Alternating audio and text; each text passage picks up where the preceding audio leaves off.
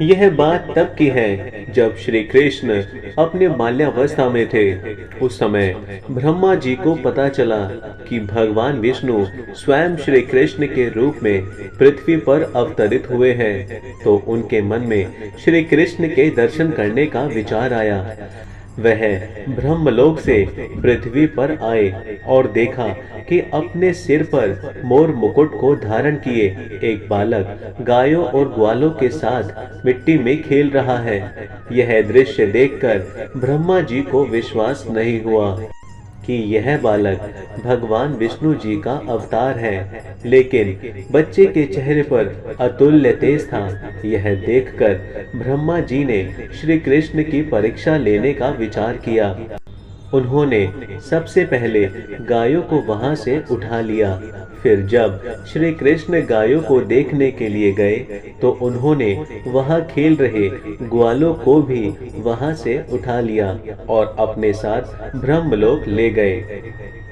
जब इसके कुछ देर बाद वह पृथ्वी पर वापस आए तो वहां का माहौल देखकर चौंक गए, क्योंकि जिन बच्चों और गायों को वे अपने साथ ब्रह्मलोक ले गए थे वो तो श्री कृष्ण के साथ पृथ्वी पर खेल रहे थे।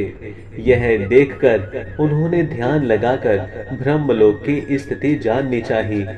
उन्होंने दिव्य दृष्टि से देखा कि सभी बालक और गाय ब्रह्मलोक में ही हैं। यह सब देखकर उन्हें श्री कृष्ण की लीला समझ आ गई और उन्होंने हाथ जोड़कर उनसे क्षमा मांगी। साथ ही प्रार्थना की कि प्रभु मुझे अपने असली रूप के दर्शन दें। तब श्री कृष्ण ने ब्रह्मा जी को अपना विराट रूप दिखाया। श्री कृष्ण के उस रूप के दर्शन करने के लिए कई और ब्रह्मा भी वहां पर आ गए। उन ब्रह्मा में कुछ 3 सिर के, कुछ 4 सिर के, तो कुछ 100 सिर वाले ब्रह्मा थे।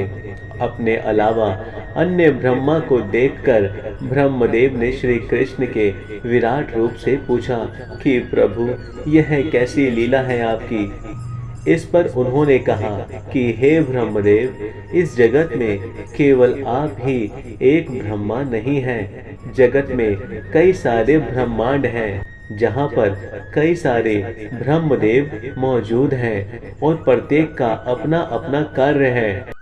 यह सुनकर ब्रह्मदेव भगवान श्री कृष्ण के आगे नतमस्तक हो गए और मन ही मन उनका गुणगान करने लगे। जय श्री कृष्णा।